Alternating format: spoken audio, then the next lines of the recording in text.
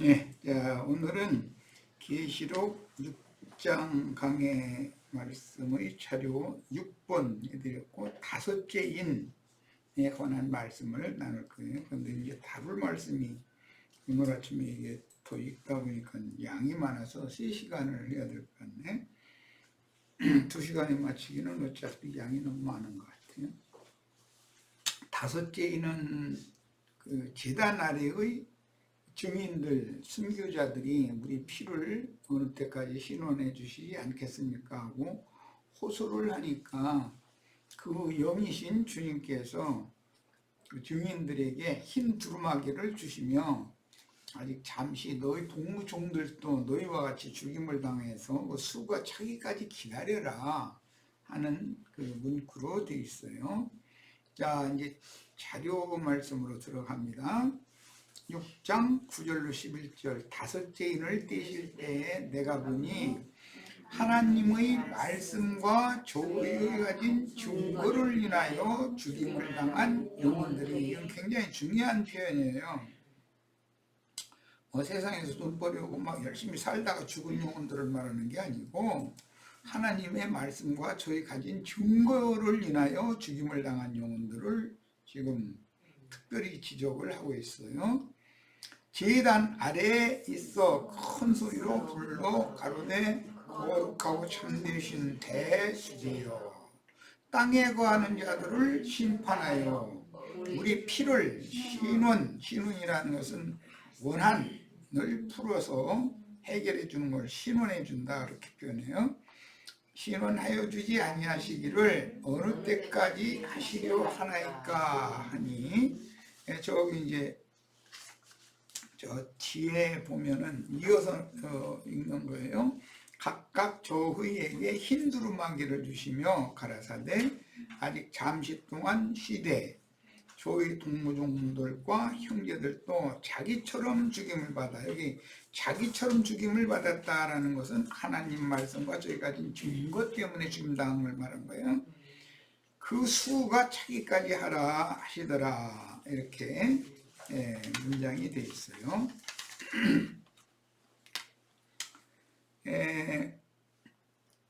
인용한 10편 9편 1절로 3절 봅니다. 여호와여 보수하시는 하나님이여. 이 보수라는 말은 이제 우리들이 통상 사용하는 말은 복수라고 표현을 하죠. 원수를 갚는다는 뜻으로. 하나님이여, 신원한다는 말이나 보수한다는 말은 같은 뜻이에요. 보수하시는 하나님이여, 빛을 비추소서. 세계를 판단하시는 주여, 일어나사 교만한 자에게 상당한 형벌을 주소서. 행한 대로 갚아주소서, 그 말이죠. 그런데 이 교만한 자라는 거는 오늘 저녁에 우리 윤상훈 형제님이 중집회의 주제인데, 교만한 거, 겸손한 거. 교만하다는 걸 이제 설명이 나왔어요.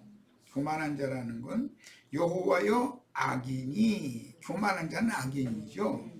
언제까지, 악인이 언제까지 개가를 부르리까. 개가를 부른다는 건 승려의 노래를 부른다, 그런 말이에요. 자, 하나님 말씀과 저희 가진 증거를 인하여 죽임을 당한 영혼들이라고 했는데, 이제 그 문자들은 혼들이죠. 이 말씀을 이해를 돕기 위해서 요한복음 끝부분에 있는 말씀을 인용을 해서 같이 읽어봅니다. 요한복음 21장 15절로 23절. 그들이 조반 먹은 후에 예수께서 시몬 베드로에게 이르시되 요한의 아들 시몬아, 네가 이 사람들보다 나를 더 사랑하느냐 하시니 이르되 주님 그러하리라. 내가 주님을 사랑하는 줄 주님께서 아시나이다. 이르시되 내 어린 양을 먹이라 하시고, 이건 이제 그 제사장의 위임이 그 출애굽기나 레위기에 율법이 기록이 되어 있죠. 근데 지금 그 제사장의 위임을 실현하는 말씀이에요. 또 두 번째 이르시되 요한의 아들 시몬아 네가 나를 사랑하느냐 하시니 이르되 주님 그러하나이다. 내가 주님을 사랑하는 줄 주님께서 아시나이다. 이르시되 내 양을 치라 하시고, 앞에는 어린 양이었죠. 내 어린 양은 먹이라 그랬고 이번에는 내 양을 쳐라 이렇게 말씀하셨고, 세 번째 이르시되 요한의 아들 시몬아 네가 나를 사랑하느냐 하시니, 주께서 세 번째 네가 나를 사랑하느냐 하심으로 베드로가 근심하여 이르되, 이 말은 베드로가 주님을 사랑한다고 하는 말을 주님이 인정해 주지 않는다라는 그런 개념인 거죠. 그러니까 이제 베드로가 근심이 된 거죠. 이르되 주님 모든 것을 아시오매 내가 주님을 사랑하는 줄을 주님께서 아시나이다. 예수께서 이르시되 내 양을 먹이라. 여기는 다 자란 양들을 먹이는 걸 말하는 거예요. 사역이라는 건 그러니까 어린 양을 먹이는 거, 그 다음에 청년 양을 치는 거, 그 다음에는 이제 계속해서 주님의 양떼를 먹이는 것이 사역이다라는 걸 알 수가 있어요. 내가 진실로 진실로 네게 이르노니 네가 젊어서는 스스로 띠띠고 원하는 곳으로 다녔거니와 늙어서는 네 팔을 벌리니, 남이 네게 띠띠우고, 스스로 띠띠운 거라는 것은 이제 자기 허리 띠는 걸 이렇게 동요매고 이제 어디 가고 싶은 데를 가는 걸 말하는 거고, 남이 네게 띠띠우고 이제 그러는 것은 자기는 원치 않지만 끌려갈 수밖에 없는 이제 그런 것을 의미하는 말인 걸 알 수 있죠. 남이 네게 띠띠우고 원하지 아니하는 곳으로 데려가리라. 이 말씀을 하시면 베드로가 어떠한 죽음으로 하나님께 영광을 돌릴 것을 가리키십니다. 원하지 아니하는 곳이라는 것은 계시록 6장에서 하나님 말씀과 저의 증거를 인하여 목배임을 받는 곳으로 데려간다라는 뜻이고, 이 말씀을 하시면 베드로가 어떠한 죽음으로 하나님께 영광을 돌릴 것을 가리키십니다. 이제 설명이 나왔어요. 이 말씀을 하시고 베드로에게 이르시되 나를 따르라 하시니, 주님을 따르려면 첫째는 자기를 부인하는 것이 선행이 되어야지요. 베드로가 돌이켜 예수께서 사랑하시는 그 제자가 따르는 것을 보니, 사랑하시는 제자는 요한을 말한 거예요. 그는 만찬 속에서 예수의 품에 기다려 주님을 파는 자가 누구니까 묻던 자더라. 이에 베드로가 그를 보고 예수께 여짜오되 주님 이 사람은 어떻게 되겠사옵나이까. 나를 따라오라고 한 건 베드로인데, 요한이 또 예수님 맨 앞에 가니까 베드로가 따라가고 있는데 베드로 뒤에 또 요한이 따라오는 거야. 그러니까는 베드로가 이 사람 어떻게 되겠느냐고 또 물었다는 거예요. 자기는 뭐 늙어서 원치 않는 것으로 끌려가가지고 팔을 벌리고 이제 마지막을 맞을 거다라고 했는데, 이 사람은 그럼 어떻게 될 건데요? 하고 이제 물어본 거죠. 참 중요한 말씀이 나왔어요. 예수께서 이르시되 내가 올 때까지 그를 머물게 하고자 할지라도. 그냥 주님이 오심이라는 건 반드시 두 단계가 있다. 베드로를 통해서 맨 먼저 복음이 전파되니까, 말씀이 전파되기 시작할 때 이미 주님이 오시기 시작한 거고, 다시 오시기 시작한 거고, 그 다음에 요한이 계시록 말씀을 이제 계시록 10장에서 작은 책 말씀을 받아가지고 다시 보냄을 받아서 이제 증거를 하게 되죠. 두 증인이 되죠. 이제 그렇게 되는 그까지가 1차적으로 주님께서 시작한 사역이 1차적으로 한 단락이 맺어지는 것을 의미하는 거기 때문에 이건 굉장히 중요한 말이에요. 마태복음 24장이나 마가복음 13장이나 누가복음 21장 등에 보면 주님의 다시 오시는 내용을 쭉 설명하시고 나서 이 세대가 지나가기 전에 이 모든 일이 다 이루어질 것이다 라고 말씀하셨어요. 그러면 예수님과 함께 살고 있던 그 세대가 다 지나간다라는 것은 예수님이 맨 앞에 죽고 그 다음에는 이제 베드로가 뒤따르고 요한이 죽는 때까지를 염두에 두고 하는 말이에요. 예. 그러니까 그러면은 1차적으로 예수님이 가신 길을 맨 먼저 따라가는 시작한 자들이 있고 마무리를 하는 자들이 있고 그 똑같은 일이 매 세대마다 이제 반복되는 거예요. 이제 그래가지고 오늘 우리에게까지 왔어요. 이것은 이방을 충만한 수가 찰 때까지 천국 복음이 모든 민족에게 증거되어져야 되기 때문에 예수님과 베드로와 요한이 두세 증인을 실현하는 거기 때문에 지금 베드로가 주님 따라가서 맨 먼저 이제 따르기 시작했고 요한이 마무리를 차적을 하는 거예요. 이것이 반복된다 이거예요. 이것이 매 세대마다. 그러다 보니 당연히 흔히 말하는 이제 세상 교계는 전도자라고 표현을 하지 않고 선교사를 파송한다 이렇게 표현을 하는데 주님의 일을 앞서서 개척자로서 해야 되는 그런 사명을 받은 사람이 있어요. 그럼 베드로와 같은 사명이죠. 그런데 그것을 마무리를 해야 되는 사람이 있단 말이에요. 이미 복음서에서 베드로는 갈릴리 바닷가에서 그물을 이렇게 던질 때 너는 나를 따르라라고 불렀죠. 그런데 요한은 그물을 고기 잡는 일을 마치고 그물을 기울 때 불렀어요. 그러니까 이런 것이 다 예표다라는 말이에요. 모형이라는 거예요. 그러니까 어느 세대든지 앞서서 개척자로서 앞서서 무리를 견인 이끌어 나가야 되는 그런 사명자가 있고 그가 개척해 놓은 것을 잘 수습하고 정리해서 목회를 해야 되는 이제 목회자가 있는 거예요.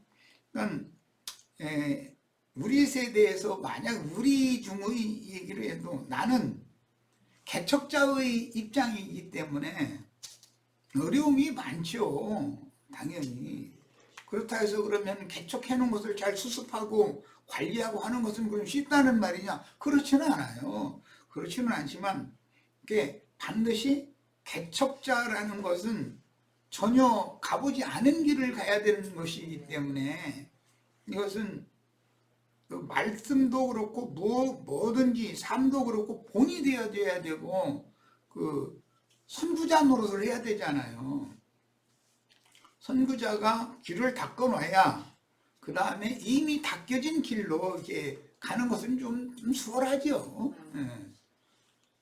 그러나 이제 마무리하는 사람이 없으면 하나님의 일이 완성이 안 되니까 항상 사역은 이렇게 양면이 있어서 예수님이 말씀을 하실 때 재림 예언에 대해서 많은 말씀을 주신 다음에 내가 진실로 진실로 너에게 이르노니 이 세대가 다 지나가기 전에 내가 너에게 이런 모든 일들이 다 이루어진다. 천지는 없어지겠으나 내 말은 없어지지 않을 것이다. 라고 확정적인 말씀을 하셨어요. 그러니까 이 문제에 대해서 잘 이해가 있으셔야 되겠어요. 그리고 나서 예수께서 이르시되 내가 올 때까지 그를 머물게 하고자 할지라도 네게 무슨 상관이냐? 너는 나를 따르라 하시니라 그랬어요. 그러니까 내가 올 때까지라는 것은 반드시 나팔 소리와 함께 오는 거기 때문에 베드로가 먼저 나팔을 불 때 그때 사람들에게 주님이 오시는 거죠. 그런데 이 마지막 나팔은 요한이 불어서 그 주님의 오심을 마무리를 차적을 하는 거다 이 말이에요. 그러니까 성경의 그 구조를 잘 이해하셔야 돼요. 특히 계시록이라고 하는 것이 왜 요한에게 작은 책의 말씀을 주셨는지 이런 것을 정확하게 이해를 하고 숙지하고 계셔야 되겠어요.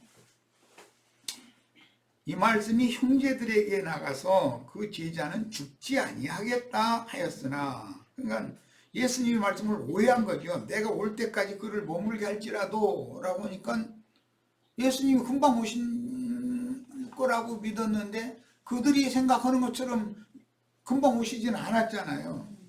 그런데 사실은 나팔 소리를 통해서 오셨는데도 인식이 없었던 거예요. 영의 오심이라는 것에 대한 인식이 없고 인자가 또 올 것을 자꾸 생각을 하니까. 그런데 인자가 온 것은 사실은 베드로와 요한이 전도를 하면 육으로 오신 예수다 이거예요. 그 증인들은. 그리고 증인들이 증거하는 나팔 소리의 그 영, 내용이 곧 주님의 그 영이 오시는 것이다 라는 말이에요. 이런 거에 대해서 명확한 이해가 필요합니다. 자, 이제 세상에서는 후대를 이렇게 대를 잇게 하는 것은 육신의 아들, 손자, 뭐 증손 이렇게 대가 이어지는 거, 그것은 하나의 부활 생명이 이어지는 것에 대한 표상이죠. 선조는 죽어도 그 후대는 남는 거니까. 그런데 이것은 영적으로는 말씀을 먼저 열어서 앞장서서 열어서 길을 개척한, 영광으로 가는, 하나님 영광으로 가는 길을 개척한 선진이 있고 뒤따르는 후손도 있기 마련이에요. 이런 것을 잘 이해를 하시면 되겠어요. 이것은 앞선 스승과 후배, 엘리야와 엘리사, 이런 것은 이제 큰 표적이 되는 거죠. 자, 그 다음에 내가 올 때까지 그를 머물게 하고자 할지라도 라는 말은 인자로 오시는 것을 지금 염두에 두는 말이 아니다 이거예요. 영으로 오신, 말씀으로 오시는, 성령이 교회들에게 하시는 말씀, 그 영이 하시는 말씀으로 오시는 것을 염두에 두는 말이지 인자 예수가 또 온다는 말이 아니다 이거예요. 자, 그 다음에 오늘 말씀에서 제단 아래에서 큰 소리로 불러 가로되 거룩하고 참되신 대주제요, 뭐 이렇게 표현했는데, 제단 아래에 있는 자들이라는 것은 하나님 말씀과 저희가 가진 증거를 목배임을 받은 혼들이에요. 그런데 공의를 행하시는 하나님은 무죄한 피를 흘린 자들에게서 반드시 핏값을 찾고 신원해 주신다. 신원해 주신다는 복수해 준다 이 말이에요. 해 주시는데 죄악을 속하기 위해서는 반드시 피 흘림이 요구되며, 피 흘림이라는 대속물의 죽음이 요구된다 이 말이에요. 기념제물의 피는 그 세대를 위해서 기념제물이 있고 남은 제물이 있어요. 항상 제사법에는 그 세대를 위해서 속죄제사로 쓰이고 기념제물로 제사를 하는 거니까 예수 그리스도의 죽음이 곧 기념제물의 제사인 거죠. 그리고 그 뒤를 따르는 베드로와 요한은 남은 제물이다. 이거 남은 제물. 남은 피는 제단 밑에 쏟아서 피의 양이 차야만 구원 얻을 자의 수도 차며 신원하실 때가 이릅니다. 이게 하나님의 경륜이라고 그래요. 하나님은 어떤 유명한 어떤 한 사람의 구원을 위해서 어떤 일을 하시는 것도 아니고, 또 유명한 자가 몇십만 명 모았다고 해가지고서 그 자기 왕국인 큰 집 지어놓고 거기에서 왕노로 선다고 해서 하나님이 예언하신, 그다음에 흔히 세속교계가 말하는 초림과 재림이라는 것이 완성되는 것이 아니다 이 말이죠. 하나님이 생각하고 있는 구원 얻을 자들이 충만한 수가 차야 되는데, 구원 얻을 자들이 충만한 수를 차려면 주님께서 맨 먼저 앞에서 선포하시고 전파하시기 시작했던 천국 복음이 모든 민족에게 증거되어야 되기 때문에 당연히 모든 민족에게 파송을 받은 증인들이 수가 차는 것은 당연한 거다 이 말이에요. 이런 것을 정확하게 깨달아야 돼요. 그래서 이 천국 복음이 모든 민족에게 증언되기 위하여, 증거되기 위하여 보냄받은 자의 수가 차야 된다. 그래야 끝이 온다. 예수님이 마태복음에 이미 예언을 한 거예요. 이런 말씀들에 대해서 약간 이해가 있으셔야 되겠어요. 자, 하나님 백성들의 속죄를 위해서 제물로 드려진 기념제물의 피는 제단과 회막들의 모든 기물과 휘장, 그 다음에 성소의 기물에 뿌려지며 속죄일 제물의 피는 지성소의 속죄소와 지성소 바닥에 뿌리고, 남은 피는 반드시 남은 피가 있어요. 기념제물의 피만 쓰는 것이 아니라 그 피 흘린 양은 여러 양푼에 담아야 되니까. 그러나 기념제물로 제사용도로 쓰고 남은 피는 그럼 어떻게 하느냐? 그것은 반드시 제단 아래에다가 쏟아서 흙이 피를 받도록 정해 놓으셨다. 이건 굉장히 이제 중요한 진리인데, 흙이 피를 받아가지고 그 땅에서 해속물로 죽임당한 아벨의 피보다 더 낮게 말하는 그리스도의 피의 호소가 당연히 있어야 하나님이 그 소리를 듣고 심판을 한다 이거예요. 그 원수들을 갚아주신다 이 말이에요. 이게 굉장히 중요한 말이죠. 그런데 기념제물인 예수님의 피만 흘려져 가지고 되는 건 아니라는 거예요. 제단 아래에 쏟을 피의 양이, 피그릇이 차야 돼요. 이게 제단 아래에는 항상 그래서 율법에 큰 피그릇을 이렇게 놓게 돼 있는 거예요. 재그릇이 있고 피그릇이 있어요. 재가 채워지면 진박 정한 곳에 가서 재를 버려요. 재 버리는 곳에 피를 갖다 또 버려요. 이것이 율법이다 이거예요. 그래가지고 그 잿물과 흐르는 물을 떠다가서 잿물 만들어가지고 속죄절일 날 모든 백성들의 그 죄와 허물들을 씻기 위해서 양잿물 뿌려주는 거예요. 그래서 이제 잿물을 뿌린다 이랬잖아요. 재를 뿌리고 물을 뿌리고. 그게 속죄절 제사의 특징인 거예요. 이런 원리를 꼭 아셔야 돼. 이제 뭐 욥기가 이제 끝나면, 언제 끝날지는 모르겠지만 몇 달 가겠죠. 끝나면 아무래도 레위기를 다시 한번 해야 되겠다 그 생각을 갖고 있어요. 왜냐하면 제사법을 모르면은 성경을 해석하기가 어려워요. 하나님을 어떻게 섬기는지 예배법을 모르면 그냥 왔다리 갔다리 예배당 열심히 다닌다고 해서 그게 하나님 앞에 그가 연락되는 건 아니잖아요. 하나님의 전에 모이는 목적은 예배하기 위해 모이는 건데 제사법을 모르면 아무것도 안 되는 거죠. 자, 그래서 모든 코로 기식하는 생물의 생명인 피는 반드시 흙으로 덮어야 돼요. 이게 율법이에요. 짐승을 잡아먹도록 허용을 하신 정한 짐승이라도 짐승을 잡으면 피를 반드시 땅을 파고 땅속에다 피를 흘려가지고서 흙으로 덮어줘야 되는 거예요. 왜 그러느냐? 죄인된 아담 부부에게 너는 근본된 토지를 중심토록 갈다가 결국은 흙으로 돌아가야 된다, 티끌로 돌아가야 된다 라고 말씀하셨기 때문에 반드시 천연적인 옛사람의 생명은 흙으로 돌아가야 되는 거다 이거예요. 흙으로 돌려보내는 것이 율법이다 이거예요. 옛사람이 죽고 장사되지 않으면 새사람으로 부활 승천할 수가 없어요. 그러니까 이것은 아주 기본적인 진리인 거예요. 창세기 4장 8절로 10절 인용을 했는데 같이 읽어보겠습니다.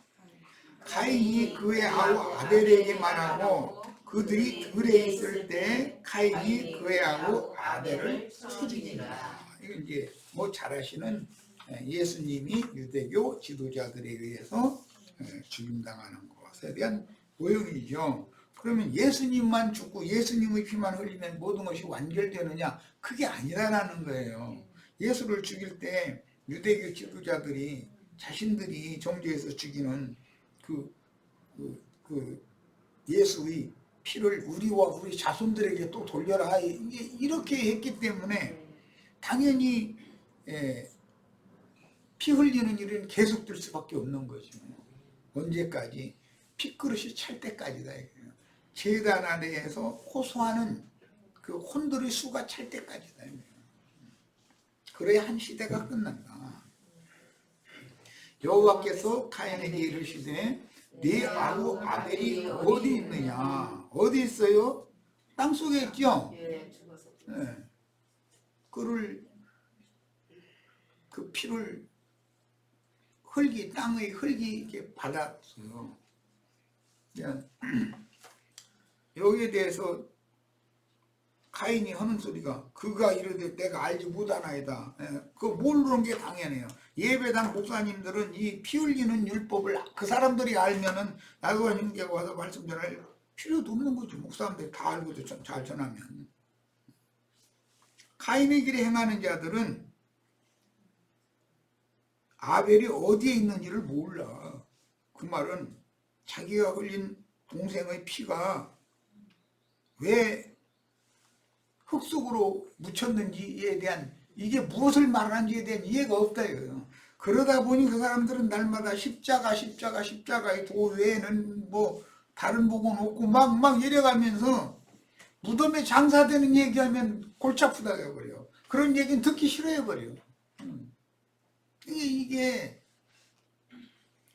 당연히 초보이도 도의 시작만 반복해서 하는 거야. 시작만.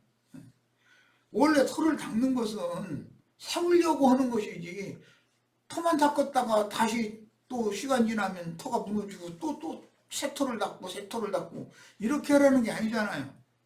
바울 사도가 그래서 그런 걸 염두에 두고 고린도서에서 말씀하실 때 내가 닦거든 터 외에 다른 터를 또 닦을 필요는 없다. 이제 나는 완벽한 터를 닦아놨다. 그럼 그 외에 세워야 된다. 그런데 어떻게 세울지를 조심해야 된다. 이렇게 표현했어요. 터만 닦는 것이 이게 문제다. 그게 마귀가 그러는 거거든. 사실은 그렇게 속이는 거거든. 카인은 자기가 죽인 동생이 어디에 있는지를 몰라. 땅속에 있어 지금 사실은. 뭘로? 흙으로. 시체는 놔도 그냥 도망간 거 아니야. 그 계시록 11장에 보면 증인들이 죽으니까 장사도 무조건 되잖아. 그런데 이미 피는 땅이 받았다 이거예요. 피가 생명이거든. 이게 하나님은 육의 몸을 받으시는 것이 아니라 그 속 사람의 영혼을 받으시는 것이다. 그런데 율법이니까 저주받은 땅이 아벨의 피를 받았다 이거예요. 야, 내가 내 아우를 지키는 자니까 이랬다는 거예요.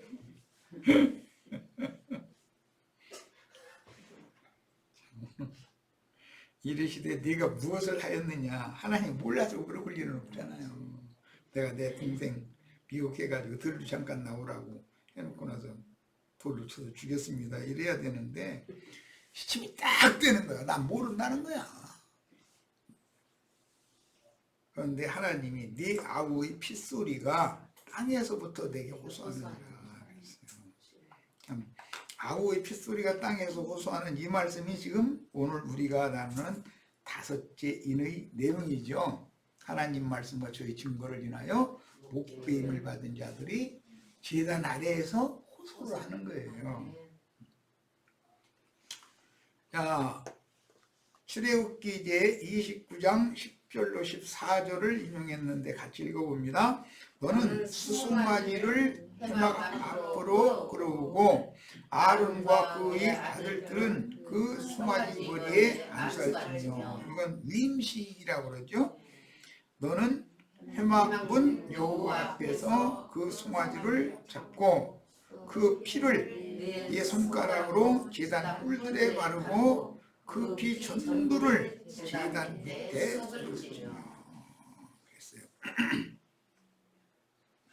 위임식 안식을 위하여 죽인 수송아지의 피를 기념제물은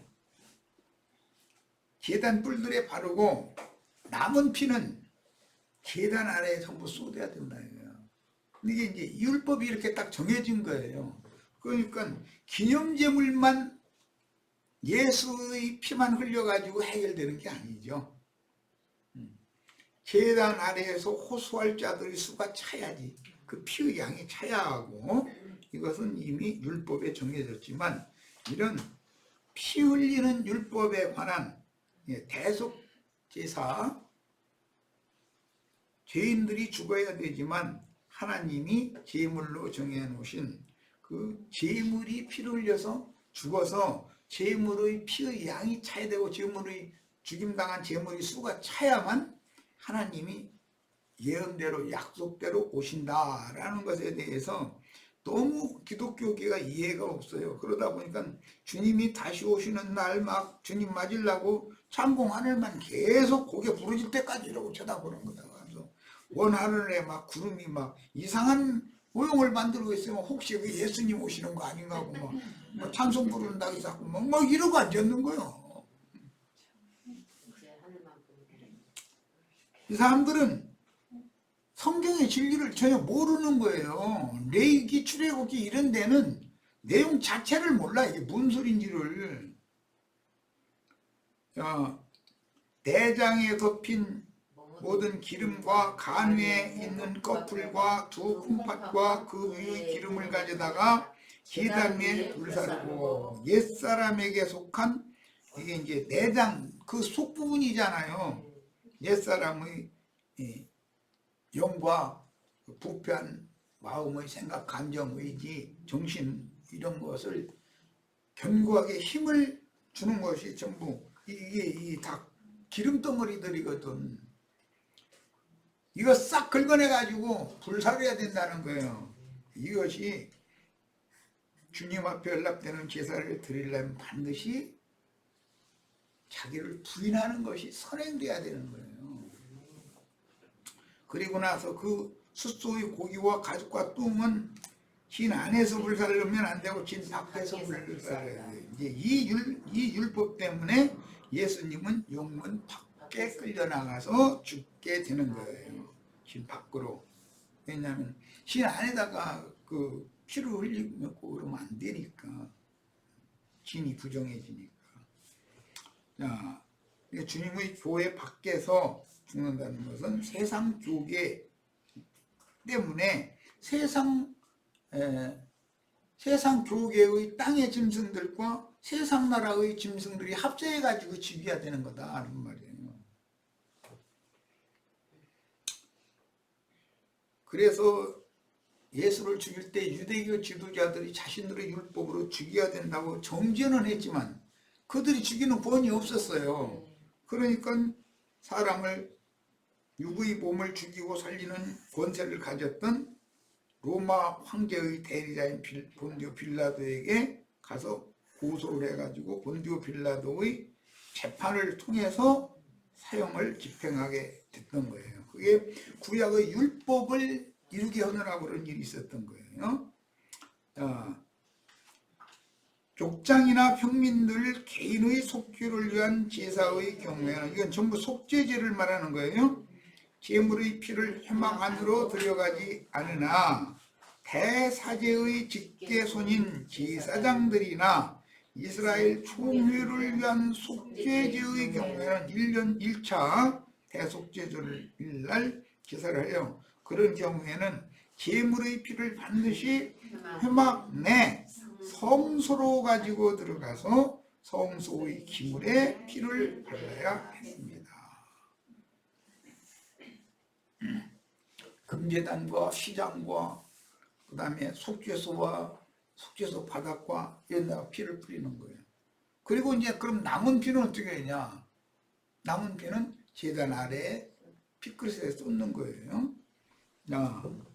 어느 부족장 개인의 범죄를 속하거나 일반 백성들 개인을 위한 속죄 제사는 마당의 번제단 뿔과 제단에 피를 뿌리거나 발라서 속죄했으나 제사장이나 단체적인 회중의 반역을 속하기 위한 제사는 회막의 성소에 들어가서 피를 뿌리거나 발라서 속죄를 해야 하는 것은 그들의 범죄를 족장 개인이나 평민 각자의 범죄보다 엄중하게 다루시기 때문이다. 대표자들의 범죄, 제사장들의 범죄도 그 제사장들의 미혹을 받아가지고 맹신자들이 한꺼번에 저를 십자가에 못 박아서 십자가에 못 박아서 이러는 건 그 죄는 하나님이 엄중하게 다룬다 이 말이에요. 그러니까 기독교계 목사들이 하는 범죄나 기독교인들이 단체적으로 어떤 말도 같지 않은 소리 시우리 되고 있는 목사들을 맹신해 가지고 큰 사람의 손으로 지은 집 지어놓고 거기에 모여가지고 종교의식을 날마다 행하면서 자신들은 구원받았다고 장담하고 있고, 이런 범죄에 대해서 하나님이 아주 엄중하게 다룬다. 그런데 그 사람들은 윤리 도덕적으로 그 사람이 뭐 거짓말을 했느냐, 누구를 미워했느냐, 뭐 누구하고 뭐 말다툼을 했느냐, 이런 것을 크게 다루는 거예요. 그런데 그런 걸 허라는 게 아니라, 그런 죄는 자기 죄악을 뉘우치고 회개하고 돌이키면 용서를 받을 수 있지만 영적인 범죄는 용서받지 못한다는 걸 너무 모르고 있는 거예요 지금. 이런 거 가르치기가 참 쉽지가 않죠. 족장이나 평민이 범죄하였을 경우에는 성소 바깥 번제단 뿔에다가 피를 발랐으나 제사장이나 이스라엘 회중이 단체적으로 범죄하였을 경우에는 가라지의 단에 묶여가지고 마귀에게 제사를 하는 거예요. 그러면서 다 예수 이름으로 실제는 세상 신에게 절하는 거잖아요. 우상숭배하는 거잖아요. 예수 이름으로 무슨 병 고치고 막 뭐 가난한 사람이 막 육신적으로 부자 되고 뭐 맨 이런 것이 그게 하나님을 경배하는 제사라고 이렇게 오해하게 만들어버려 인도자들이. 그런데 그걸 맹신해버려. 분별을 해야 되잖아. 그게 진짜라면 투닥거리는 뭐 무당집에서 뭐 떠들어대는 거나 목사님들도 뭐 세상에 뭐 잘 되게 해준다는 건데, 자녀손 다 행복하게 잘 살게 해주고 그것 때문에 그거 하는 건데, 아니 예수 이름으로 예배당 성당에 모여가지고 푸닥거리 하는 거나 무당네 집에 가가지고 푸닥거리 하는 거 다를 게 뭐야. 그게 그거지. 이름만 바꿨을 뿐이지.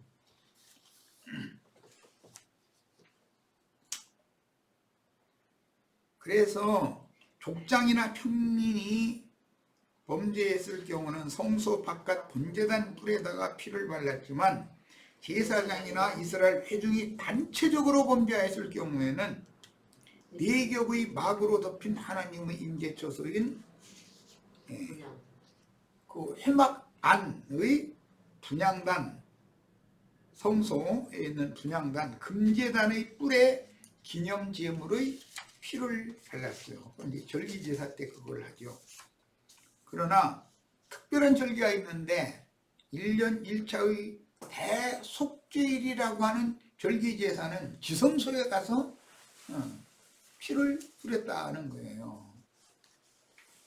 자, 그러면 어린아이들은 혼적 신앙으로 먼저 입문한다. 육에 속한 사람들이 혼적 신앙으로 입문을 하는 거예요. 이제 절기 제사를 다 그래서 성소에서 하는 거예요. 그러나 둘째 회장이 여전히 가려져 있어. 사람들은 이제 할례를 받은 성도들에게는 양심의 영의 핏부림을 받는 것을 맨 나중에 한다 이거예요. 영의 핏부림을 받지 않은 사람은 혼적으로 성경 많이 읽고 지식도 많고 뭐 무슨 뜻도 알고 뭐 다 아는 건 아니지만 부분적으로 알고 이제 이래가지고 하면 오히려 교만해져 버려. 교만한 자는 하나님 보시기에는 악인이라고 그랬어. 악인이요. 기념제물로 쓰인 피 외에 남은 피는 전부 성막 마당에 설치된 번제단 밑에 쏟았는데, 이처럼 제사에 쓰고 남은 피를 땅에 쏟아서 땅속으로 스며들게 하는 행위는 저주받은 생명을 대표로 대속하실 예수의 마음, 인자 예수는 저주받은 첫 아담으로 오신 거다. 그러니까 저주를 짊어지고 죽는 거예요. 인자 예수의 마음에 그리스도의 피가 쏟아져야 된다. 이거는. 또 그리스도의 제자들의 피가 거기에 다 쏟아져서 모아져야 된단 말이에요. 남은 피를 땅에 쏟아서 땅속으로 스며들게 하는 행위는 저주받은 생명을 대표로 대속하실 예수의 마음에 피를 쏟아서 단체적으로 정결함을 받아야 한다는 것을 암시합니다. 그러니까 단체적으로 정결함을 받으려면 베드로가 이제 예수님 뒤에 맨 먼저 예루살렘 성전에 모인 사람들한테 전도를 하잖아요. 그게 피 뿌리는 거잖아요. 예수의 피를. 그러면 3,000명 막 5,000명이 회개하고 돌이켰다. 그들이 단체적으로 피 뿌림을 하셨다. 그런데 이 일이 계시록에서는 형제 요한이 순교를 함으로 마감을 한다고 해요. 베드로가 시작한 그런 사역을 1차적으로 마무리하는 거예요. 이제 요한이 죽으면 사도시대가 끝나는 거죠. 맨 앞선 사도는 예수님이고, 그 다음에는 이제 12사도들의 그 사명을 마감을 1차적으로 하는 것은 예표상으로 이제 보여준 거예요. 요한이 순교하면 1차적으로 끝났고, 그 일이 매 세대마다 이제 반복된다. 이런 말이에요. 계시록 6장 9절로 11절에서 제단 아래에서 순교자들의 피가 호소하는 것은 인자 예수의 구속에 동참할 모든 영혼들을 대표하여 화목하게 하는 직분을 행하다가, 예수님이 그렇게 죽은 거는 제사의 완성은 5번째 제사는 화목제이기 때문에 하나님과 원수 사이 된 사람들을 하나님과 화목시키기 위한 거잖아요. 그런 첫 번째 제사가 이제 번제부터 미장해서 속죄제, 속건제, 그 다음에 이제 이 화목제 마무리 제사를 하는 거예요. 그런데 그 일을 예수님이 하신 것을 사도들이 화목해 하는 직분을 이어받게 돼 있다 이거예요. 그래서 대대로 이어지는 원수들에게 무지한 피 흘림을 당하여 그 수를 채우고 그 양을 채워야만 이방인의 때가 종결되고 세상 나라는 주와 그 그리스도의 왕국이 되는 것입니다. 자, 오늘 이 인용한 성경을 찾고 첫 시간 마칠 겁니다. 자, 계시록 11장 7절로 13절까지를 읽어보겠습니다. 수를 채우는 얘기가 6장에 나왔고, 수가 어떻게 채워지는지를 이제 뒤에 계속해서 증거를 하고 있는 내용을 읽어보는 거예요. 그들이는 두 증인이에요. 그 증언을 마칠 때 그 증언이라는 작은 책의 말씀을 먹은 증언을 한단 말이야. 그걸 증언하는 거예요. 마칠 때 무적행으로부터 올라오는 짐승이 그들과 더불어 전쟁을 일으켜 그들을 이기고, 하나님의 이김도 있지만 마귀가 또 이기는 것도 있어. 마귀가 이기는 것은 증인들을 죽이는 거예요.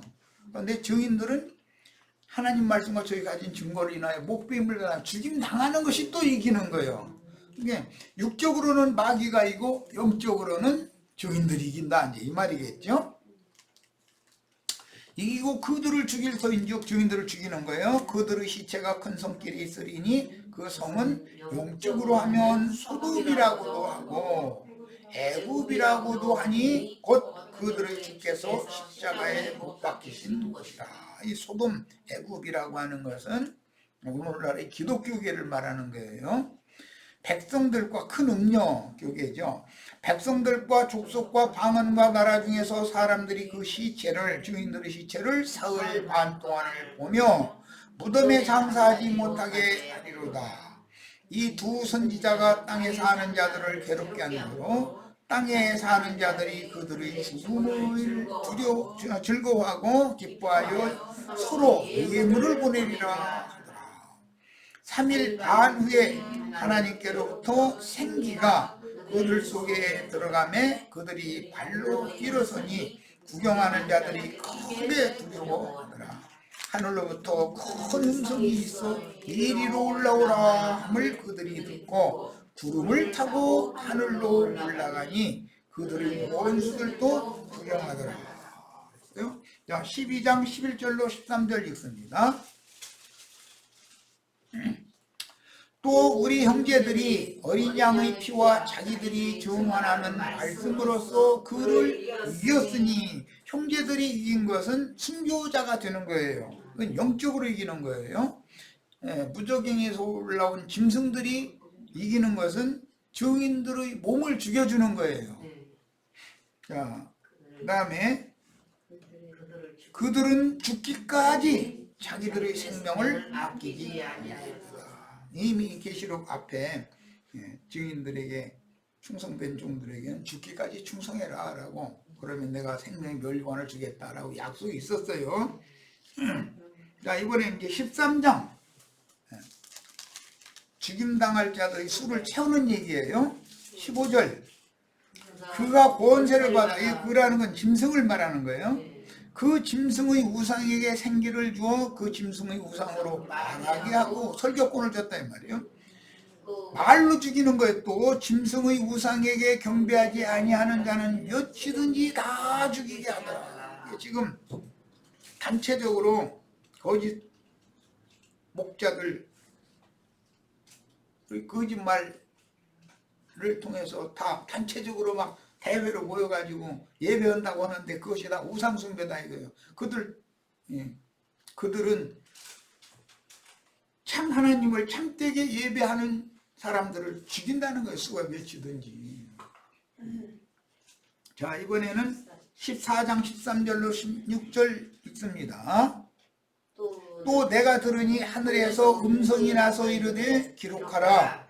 지금 이후로 주 안에서 죽는 자들은 복이 있도다. 죽는 것이 복이요. 이제 하심에 이것은 증인들의 죽음 이후에니까 후 3년 반 시작되면 죽는 자가 복이 있다 이 말이에요. 성령이 이르시되 그러하다. 그들이 수고를 그치고 쉬리니 이는 그들이 행한 일이 따르니라. 그랬어요. 자, 그 다음에 이제 15장 2절 4절을 보겠습니다. 또 내가 보니 불이 섞인 유리바다 같은 것이 있고, 앞에 4장에서는 불 섞인 유리바다가 아니라 그냥 유리바다였죠.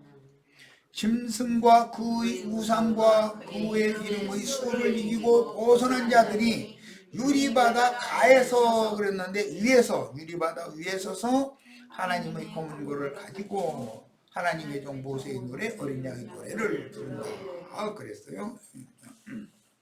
불 섞인 유리바다라는 것은 현세 교회 시대의 심판을 말하는 것이고, 계시록 4장에서 이미 설명을 했지만 거기 그냥 불 섞이지 않은 유리바다 이야기는 오는 새 세상의 그 천년이 찰 때까지 메시아 왕국의 세상은 그냥 맑은 유리바다로 이제 보이는 거예요. 그러나 현세는 부패하고 썩었기 때문에 불심판이 임한다는 걸 계시하는 거예요. 그 다음에 이제 19장 14절 읽겠습니다.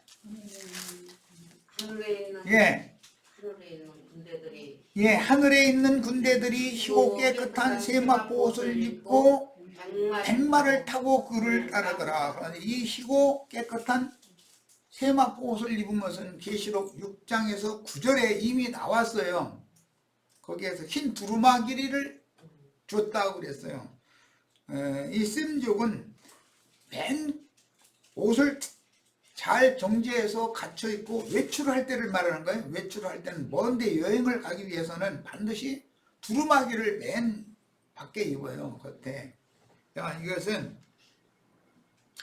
영적으로 그 사람 속에 그리스도의 형상과 모양이 갖추어진 사람이 이제 주 안에서 쉬다가 먼데 여행을 가야 돼. 어디로? 거룩한 성 예루살렘으로 이제 여행 가야 돼. 그때 희고 고운 이 세마포 두루마기를 반드시 입어야 된다 해서, 이 희고 고운 세마포 옷이라는 것은 영의 몸을 덧입고 나타나는 상태를 말하는 거예요. 자, 그 다음에는 이제 20장 4절로 6절 거기 보면은 그 천년이 살 때까지 그리스도로 더불어 제사장이 되어 천년 동안 왕노로 살 자들이 기록이 되어 있어요. 자, 또 내가 보좌 들을 보니 거기에 앉은 자들이 있어. 마태복음 25장 31절 이하에 나오는 말씀을 인용하는 거예요. 심판하는 권세를 받았더라. 또 내가 보니 예수를 증언함과 하나님의 말씀 때문에 목배임을 당한 자들의 영혼들과 또 짐승과 그의 우상에게 경배하지 아니하고 그들의 이마와 손에 그의 표를 받지 아니한 자들이 살아서, 여기서 살아서는 부활됐다 이 말이에요. 영광의 몸으로 일어난 거예요. 그리스도와 더불어 천년 동안 왕노로다니 그 나머지 죽은 자들은 그 천년이 차기까지 살지 못하더라. 예, 그 천년 기간에 이미 살아서 왕노로 살 자가 있고 많은 믿는 사람들이지만 살아나지 못할 자들이 많다는 거예요.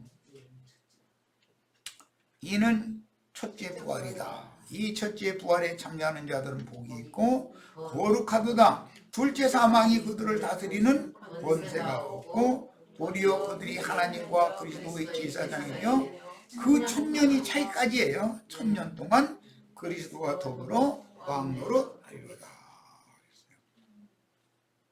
21장 7절에 보면 그 천년이 참 다음 얘기가 나오죠. 이제 그 다음에 21장 이제 실제를 봅니다. 이기는 자는 이것들을 상속으로 받으리라. 나는 그의 하나님이 되고 이기는 자의 하나님이에요. 그는 이기는 자는 내 아들이 되리라. 그랬어요. 자, 22장 3절로 5절입니다. 이제 세세토록 왕노로 가는 무리가 나오죠. 자, 봅니다. 다시 저주가 없으며 하나님과 그 어린 양의 보좌가 그 가운데 있으리니 그의 종들이 그를 섬기며 그의 얼굴을 볼 터이요 그의 이름도 그들의 이마에 있으리라. 네. 그 다음에 이제 22장의 마무리 말씀 16절 17절 읽고 마치겠습니다. 나 예수는 오해들을 위하여 내 사자를 보내어 이것들을 너에게 주문하게 하리라. 계시록은 이거죠. 그러니까 나는 다윗의 뿌리요 자손이니 곧 광명한 새벽별이라 하시더라. 그 영과 신부가 말씀하시기를 오라 하시는도다.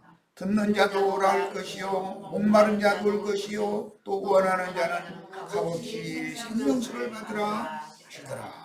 그랬어요. 자, 일단 첫 시간 여기까지서 마칩니다.